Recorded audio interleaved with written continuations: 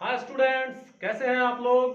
चलिए, आज का जो टॉपिक है हिंदी व्याकरण से है। और हिंदी व्याकरण में हम आज आए हैं संधि को लेकर। इससे पहले आप लोगों का एमजी स्टडी पॉइंट में आप सभी का हार्दिक स्वागत है, अभिनंदन है और वंदन है। चलिए, आज हम लोग देखते हैं संधि के बारे में। तो संधि का सबसे पहले हम परिभाषा देखते हैं। संधि का परिभाषा जैसे बोर्ड पे फ्लैश कर रहा है, मैं इसको पहले से ही लिख दिया हूं ताकि आप लोगों का कंटेंट छोटा से छोटा हो सके, कम से कम समय में आप पूरा से पूरा जानकारी ले सके। तो इसका परिभाषा दिया गया है, दो वर्णों या अक्षरों का परस्पर मेल जो विकार उत्पन्न करता है उसे संधि कहते हैं। मतलब क्या हुआ कि दो वर्ण, जैसे मान लीजिए कि आपके पास एक राज प्लस इंद्र, तो इसको अगर हम मिला देते हैं तो ये हो जाता है राजेंद्र। तो देखिए, राज जो है ये अलग शब्द हुआ, इंद्र जो है वो अलग शब्द हुआ, और जब इन दोनों को जब मिलाया जा रहा, संधि किया जा रहा है, तो राजेंद्र हो गया। यानी दो वर्णों के मेल से एक नया शब्द हमारा हो गया और एक नया विकार उत्पन्न हुआ। इसी को हम क्या कहेंगे? संधि कहेंगे। तो संधि के कुल मिला के जो है तीन प्रकार हैं। संधि के तीन प्रकार हैं। पहला है स्वर संधि, व्यंजन संधि और विसर्ग संधि। जैसा कि मैंने आप लोगों को स्वर, व्यंजन और विसर्ग के बारे में पहले से पढ़ा दिया है, जो वर्णमाला में आप लोग हमारे जो है कंटेंट में आप जाके देख सकते हैं, प्लेलिस्ट में हमारे उपलब्ध है, आप वहां जाके देख सकते हैं स्वर, व्यंजन और विसर्ग के बारे में। हालांकि एक वीडियो बनाना, जो उच्चारण स्थान है, वो वीडियो बनाना विशेष रह गया है, उसके लिए भी हम तैयारी कर रहे हैं और उसके वो भी आपके सामने जरूर लाएंगे।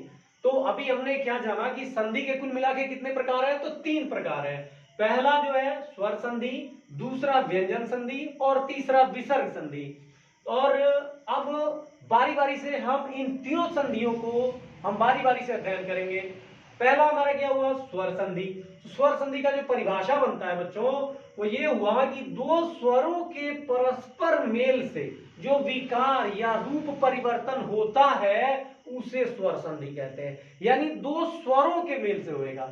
यहां पर ध्यान दीजिएगा, दो स्वरों के परस्पर मेल से जो विकार या रूप परिवर्तन होता है उसे ही हम क्या कहेंगे? तो स्वर संधि कहेंगे। चलिए, इसका भी मैं एक छोटा सा उदाहरण दे देता हूं। जैसे विद्या प्लस अर्थी, तो ये मिला देंगे तो हमारा क्या हो जाएगा? विद्यार्थी हो जाएगा। देखिए, यहां आ और यहां अ, यानी आ और अ के मेल से क्या बना? आ बन गया। यानी कि ये दोनों तो स्वर है ही, और इससे जो विकार उत्पन्न हुआ वो भी स्वर हुआ। यानी कि ये स्वर स्वर का ही कंटेंट मिल रहा है, दो स्वर ही मिल रहे हैं, और उसके बाद इसमें क्या हो रहा है? एक नया स्वर का निर्माण हो रहा है। तो इसे हम क्या कहें? इसे हम लोग कहेंगे स्वर संधि। यानी कि दो स्वरों के परस्पर मेल से जो विकार या रूप परिवर्तन होगा उसे हम स्वर संधि कहेंगे। अब स्वर संधि के भी 5 भेद हैं, तो बारी बारी से हम उसको समझे। पहले एक एक करके हम लोग समझेंगे तो ज्यादा बढ़िया रहेगा और हमें अच्छी खासी तरह से समझ में भी आएगा। तो सबसे पहले स्वर संधि के बारे में हम चर्चा करते हैं। तो स्वर संधि के 5 भेद बताए गए हैं हमारे हिंदी व्याकरण में। पहला है दीर्घ संधि, दूसरा है गुण संधि, तीसरा है वृद्धि संधि, चौथा है यण संधि, और पांचवा जो है अयाधि संधि है। तो अब सबसे पहले जो हम चर्चा करेंगे वो दीर्घ संधि के बारे में चर्चा करेंगे। तो इसमें देखिए नियम क्या होता है। जैसे अ, आ, छोटी ई, बड़ी ई, छोटा ऊ, बड़ा ऊ और री के बाद अगर वही हर्ष या दीर्घ स्वर आता है तो दोनों मिलकर उसी का दीर्घ हो जाते हैं। जैसे चलिए एक बार हम इसको थोड़ा सा अवलोकन कर लेते हैं। जैसे अ प्लस ओ, ये हो जाएगा आपका आ। जैसे ओ और ओ मिलने से क्या बना? तो आ बन गया। तो इस हिसाब से फिर हमारा जैसे आ प्लस अगर ओ होता है तो भी हमारा क्या हो जाएगा? आ ही होगा। चाहे आप इसको इधर या इसको इधर रखें, उस कंडीशन में भी आ ही बनता है। जैसे कि हमने क्या बताया कि यदि अ, आ, ई, उ और री के बाद वे ही हर्ष या दीर्घ स्वर आए, यानी कि ये हर्ष हो गया, ये दीर्घ हो गया, ये हर्ष हो गया, ये दीर्घ हो गया, ये हर्ष हो गया और ये दीर्घ हो गया।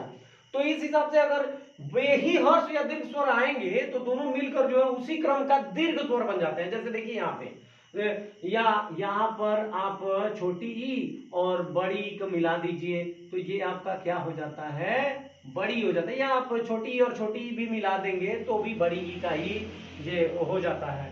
तो इस हिसाब से जो है अब हम आगे इसको देखते हैं। जैसे मान लीजिए कि हम इस पे चर्चा कर रहे हैं, जैसे परम प्लस अर्थ, तो ये क्या हो गया, परम प्लस अर्थ मिला दिए तो परमार्थ। देखिए तो परमार्थ, यानी ओ यहां है और ओ यहां है, दोनों ओ मिल के यहां क्या बना दिया, आ बना दिया। यानी कि दो स्वरों को, यानी हर्ष स्वर दोनों मिलके एक दीर्घ स्वर निर्माण कर दिया। तो इस तरह से आपने, जैसे इसका भी हम एक बार अवलोकन करते हैं। जैसे इसके पहले भी मैं इस पे चर्चा किया था, विद्या प्लस अर्थी बराबर हो जाता है विद्यार्थी। हालांकि ऐसे विद्यार्थी विद्यालय में भी इसी प्रकार जो है विद्या प्लस आलय, आ और आ जुड़ के फिर हमारा क्या हो जाता है, आ हो जाता है। ऐसे ही अब थोड़ा सा ई का जो चर्चा है, ई के बारे में भी देखते हैं। जैसे रवि प्लस इंद्र, तो ये हो जाएगा रविंद्र। यहां पे ध्यान दीजिएगा, यहां पे क्या है, छोटी ई है और यहां पे भी क्या है, छोटी ई है। ये मिलके क्या बन गया हमारा, बड़ी ई बन गया। तो इस हिसाब से हमने क्या समझा कि छोटी ई और छोटी ई मिलके जो है हमारा क्या बन गया, तो बड़ी ई बन गया। इस हिसाब से अगर हम जैसे बड़ी ई का भी एक चर्चा कर लेते हैं। बड़ी ई और ये बड़ी ई मिला के फिर भी ये बड़ी ई हो जाएगा। जैसे नदी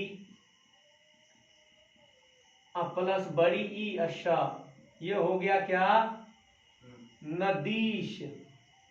क्या हो गया, तो नदीश हो गया। तो इस प्रकार से हम एक जो है स्वर संधि को हम आसानी से जो है, और स्वर संधि में भी दीर्घ संधि को जो हम विधिवत जो पढ़ाई कर रहे हैं, आप इसका स्क्रीनशॉट लीजिए और अभी मैं इसके आगे बता रहा हूं।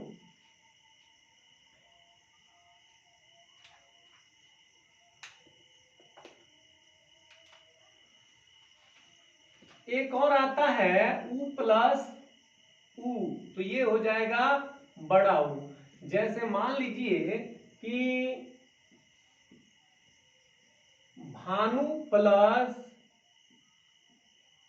उदय, भानु प्लस उदय, ये क्या कर देता है, ये बन जाता है भानुदय। ये बड़ा उ का उच्चारण हो जाता है, भानुदय हो जाता है।